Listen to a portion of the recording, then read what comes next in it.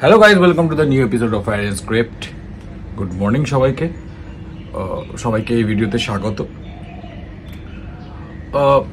দেখো, এই যে ভিডিওটা আমি তৈরি করছি এটা ইনফরমেশনের ভিত্তিতে আমি তৈরি করছি না, যে আমার একটা খবর এসছে, একটা আপডেট এসছে সেই অনুযায়ী।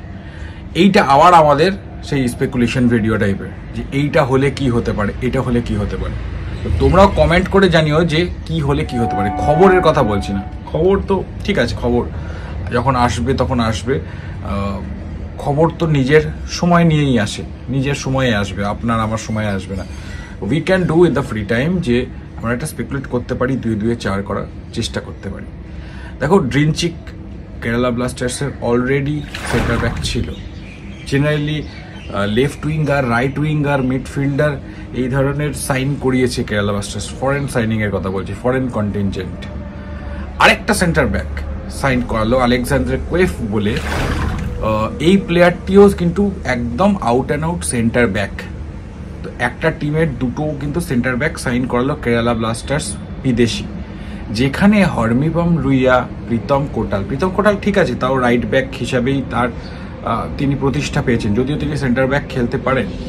কিন্তু প্রীতম কোটাল আগের বছরও কিন্তু গেম টাইম ঠিকমতো পাননি। এরপর আসছে হরমিপম রুইয়া। হরমিপমকে কিন্তু যেহেতু নেক্সট প্রসপেক্ট হরমিপম, তাকে কিন্তু একটা টাইম দেওয়ার ব্যাপার থাকবে, ম্যাচ টাইম দেওয়ার ব্যাপার থাকবে। মানে সেটা কেরালা ব্লাস্টার্সের কথা বলছি না, মানে যে কেউ দিতে চাইবে, যে সে একটা স্টার্ট করবে আর একটা ফরেন কন্টিনজেন্ট স্টার্ট করবে। তো সেক্ষেত্রে এখন কি সেন্টার ব্যাকের একটু ভিড় হয়ে গেল কেরালা ব্লাস্টার্সে? তাহলে কি কোনো একটি সেন্টার ব্যাককে ছেড়ে দিতে পারে কেরালা ব্লাস্টার্স? মানে এরই কি অঙ্ক তারা কষছে? ইউ নেভার নো, ভেতরে কি হচ্ছে ইউ নেভার নো। আমরাও জানি না ভেতরে কি হচ্ছে। We can only have some information, যে ইনফরমেশনের উপর ভিত্তি করে আমরা স্পেকুলেট করি। অনেক সময় 2-2-4 করার চেষ্টা করি। তো এইটা আমার পার্সোনালি মনে হচ্ছে দুজন এরকম সেন্টার ব্যাক সাইন করালো কেরালা ব্লাস্টার্স, যে তাদের কিন্তু অবশ্যই খেলাতে হবে প্রথম একাদশে। আর এই বছর কেরালা ব্লাস্টার্সের কোনো ইন্টারন্যাশনাল অ্যাফেয়ারও নেই। সো আমার মনে হয় সেটা ডোমেস্টিক টুর্নামেন্টগুলোর জন্যই সাইন করিয়েছে।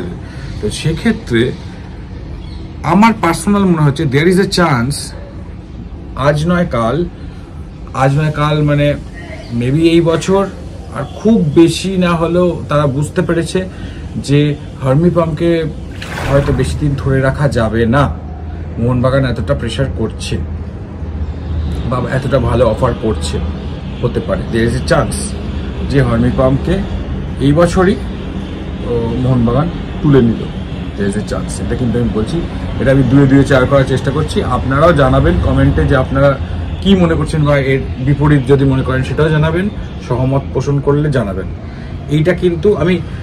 এটা তো দেখো সবাই জানে যে হরমিপমের ওপর মোহনবাগানের আগের বছর থেকেই নজর ছিল, ভবিষ্যতেও নজরে থাকবে যতদিন না আসবে। কিন্তু এইটা কোনো ইনফরমেশন নতুন করে কিন্তু আসেনি যে হরমিপমের সঙ্গে কানেক্ট হয়েছে বা ইত্যাদি। এটা কিন্তু নতুন কিছু আসেনি, ঠিক আছে। আমি জাস্ট 2-2-4 করার চেষ্টা করছি। তাহলে কি হরমিপম বা প্রীতম প্রীতমের কথাটা অনেকবার আলোচনা করা হয়েছে, সেই জন্য প্রীতমের কথাটা এই ভিডিওতে আমি আলোচনা করলাম না। প্রীতম এলেও খুব খুশি হব, প্রীতম এলেও দুপক্ষের খুব কমফোর্টেবল হবে সিচুয়েশন। কারণ দেখো, নতুন একটা দলে মানিয়ে নিতেও কিন্তু টাইম লাগে। তো সেক্ষেত্রে প্রীতমের এই ব্যাপারটা লাগবে না, কমফোর্টেবল হবে প্রীতম এই ব্যাপারটা। তো এইটাই আমার মনে হচ্ছে পার্সোনালি আমার যে ধারণা হচ্ছে, একটা সেন্টার ব্যাক এই দুজনের মধ্যে কাউকে একটা ছাড়তে হতে পারে, এই ভেবেই হয়তো এই সেন্টার ব্যাকের সাইনিংটা, আলেহান্দ্রা কোয়েফ এর সাইনিংটা করে ফেললো কেরালা ব্লাস্টার্স। তো দেখা যাক ভবিষ্যতে কোন দিকে এগোয় ব্যাপারটা। বাকি তো আনোয়ার আলীর দিকে তাকিয়ে আছেই মোহনবাগান, দিল্লি এফসি সবাই তাকিয়ে আছে, তার ভার্ডিক্টটা আসতে হয়তো দেরি হবে। তো এটা তোমরা বলবে তাহলে কি এটা আনোয়ার আলীর রিপ্লেসমেন্ট হিসাবে, তাহলে তার মানেই আনোয়ার আলীকে পাবে। দেখো, আনোয়ার আলীকে পাবে কি পাবে না মোহনবাগান জানে না, সোজা কথা এটুকু বলে দিই। মোহনবাগান কনফিডেন্ট থাকতে পারে যে হ্যাঁ আমারই প্লেয়ার, কিন্তু যখন কোনো জিনিস কোর্টে চলে যায় তখন তো তুমি যতক্ষণ না ভার্ডিক্ট আসছে সেটা বলে দেওয়াটা অন্যায় না, মানে ভেবে নেওয়াটা অন্যায়। আমি মানে এটা খুবই মূর্খের কাজ হবে যদি আনোয়ার আলীকে নিয়ে দল গঠন করে কেউ। এখন এই মুহূর্তে কেউ গঠন করলে সেটা পুরো মূর্খের কাজ হবে। কারণ হচ্ছে এই কথাটা একদম শিওর যে এখনো পর্যন্ত কেউ জানে না আনোয়ার আলী কোন টিমে খেলবে। সেক্ষেত্রে হার্মিপামকে যদি ভেবে থাকে মোহনবাগান, তাহলে সেটা আনোয়ার আলীর রিপ্লেসমেন্ট নয়, মেবি ব্যাকআপ বলবো না ঠিক, মানে আইদার অর আরেকটা অপশনস থাকলো সেন্টার ব্যাকে। যদি কখনো একটা কম ফরেনার খেলাতে চায় সেন্টার ব্যাকে কোনো একটি জায়গায়, কারণ আইএসএল বা অন্যান্য টুর্নামেন্টে তো বিদেশি লিমিটেড, সেখানে যদি মেবি ফুল ইন্ডিয়ান সেন্টার ব্যাক যদি খেলিয়ে দিতে পারে কখনো, মানে যদি সব কিছু ভার্ডিক্ট বেরোনোর পরে বলছি, যদি খেলাতে পারে, বা একজনকে ধরো আনোয়ার আলী অ্যাভেলেবেল হলো না, তখন একটা সেন্টার ব্যাক হিসেবে খেলিয়ে দিল কাউকে, আর একটি মাত্র সেন্টার ব্যাক ফরেন খেললো। তো এগুলো তো জানো, এই নিয়ে আমরা 2-3 বার আলোচনা করে লাভ নেই। জাস্ট এই স্পেকুলেশনটা আমার মনে হচ্ছে খুবই যেন মনে হচ্ছে যে either হার্মিপাম or Pritam as a centre back Mohun Bagan তো একটা প্লেয়ার নেবে, এই পজিশনই নেবে। ধীরাজ সিং এর সাইনটা হওয়ার পর আমার মনে হচ্ছে যে স্কোয়াড, দেখো যদি একটা সেন্টার ব্যাক নিয়ে নেয় তাও 2-1টা জায়গা বাকি থাকবে, কিন্তু সেই বাকি থাকবে স্কোয়াড হিসেবে। মানে ধরো একটা পজিশন তো 2-3 জন প্লেয়ার হলে ভালো হয়, সেখানে হয়তো মেবি লেফট ব্যাকের জায়গাটায় হয়তো খুব ভালো অপশনস গুলো নেই। কিন্তু দেখো তুমি যদি সব জায়গায় খুব ভালো অপশনস নিয়ে বসে থাকো, তাহলে না তুমি নতুন প্লেয়ার কোথায় ইনজেক্ট করবে? আমাদের যে যুব খেলোয়াড় কোথায় ইনজেক্ট করবে তোমরা?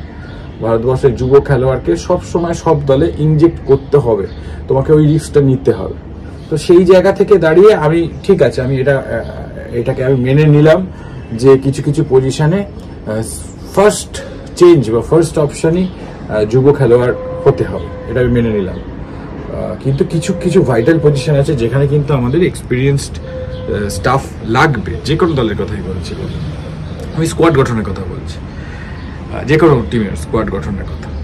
চলো এমনি, আর ইস্ট বেঙ্গলের চোটগুলো কোনোটাই গুরুতর না, তোমরা তো যে কালকে লাইভে বলে দিলাম, চোট আছে অনেকেরই, কিন্তু কোনোটা গুরুতর না, এরকম চোট আঘাত লাগতেই থাকে, ও ছেড়ে সবাই চলে আসবে, কোনো অসুবিধা নেই। পিভি বিষ্ণু শুধু যাচ্ছে না, আমার মনে হয় সায়নের অল্প চোট থাকলেও সায়নকে পাঠানো হচ্ছে for experience or something like that, আর যদি সেরে যায় তাহলে খেলবে, অসুবিধা নেই। খুব বড় চোট কারোরই নেই, একমাত্র নিশু চলে গেছে, মেবি ওর একটু টাইম লাগতে পারে নিশু কুমার।